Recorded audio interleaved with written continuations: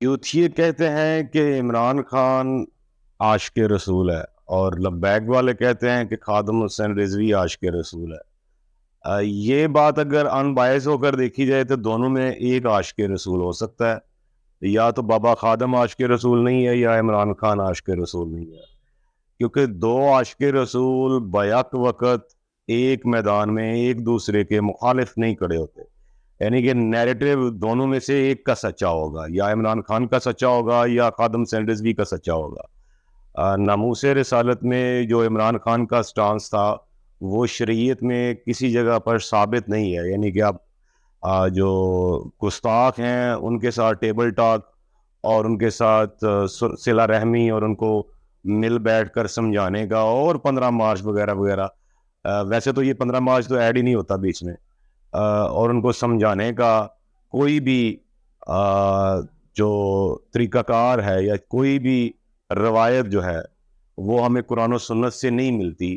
چاہے تو آپ مرزا انجینئر سے یوتھی پوچھ لیں کہ ناموس رسالت کا جو سٹانس تھا وہ خادم حسین رضوی کا صحیح ہے یا عمران خان کا صحیح ہے، تو جب عمران خان کا فرض کریں اگر عمران خان کا سٹانس صحیح نہیں تھا تو پھر اس نے ظلم کیا دوسرے عاشق رسول پر، اس کو 6 ماہ قید رکھا، اس پر لاٹھیاں چلائیں، اس کے ٹانگوں پر پولیس سے تشدد کروایا، اس کے سر پر تشدد کروایا۔ تو ایسے نہیں ہوتا، عاشق رسول آپس میں برسر پیکار نہیں ہوتے، ایک دوسرے کے مخالف نہیں کھڑے ہوتے، وہ ایک دوسرے کی صف میں کھڑے ہوتے ہیں۔ تو یا یوتھیو تمہارا خان عاشق رسول ہے یا پھر بابا خادم عاشق رسول ہے، یہ ہمارے لیے تو یہ ثابت ہو چکا ہے، بڑی دفعہ ثابت ہو چکا ہے۔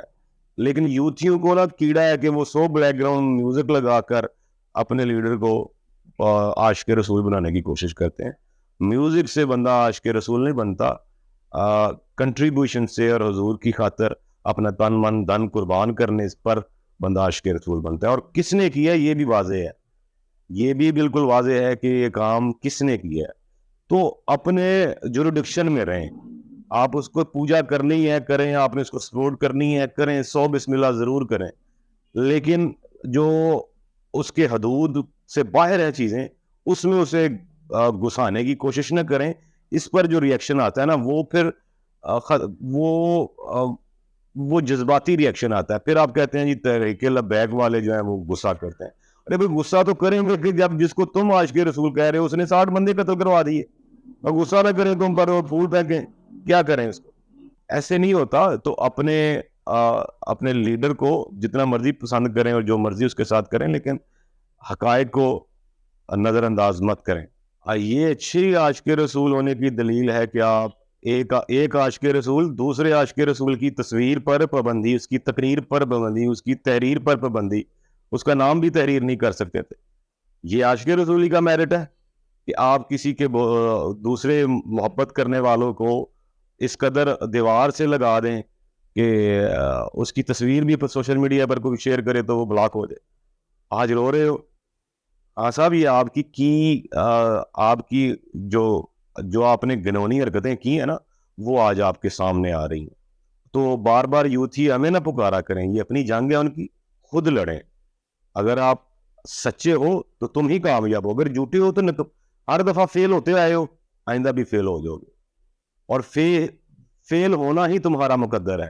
خان جتنا مرضی مضبوط بیانیاں گڑھ لے، مقدر میں شکست ہے، اس کی وجہ ہے کہ وہ عاشق رسول نہیں ہے، وہ آپ کو چونا لگا کر نکلا ہے۔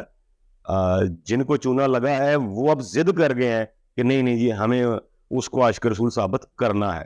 ایسے نہیں ہوتا۔ بارگاہ رسالت کے آداب جو ہے نا وہ انتہائی حساس ہے، وہاں پر چک چک کے آپ عاشق رسول نہیں کسی کو بنا سکتے، اس کے لیے سر دینا پڑتا ہے۔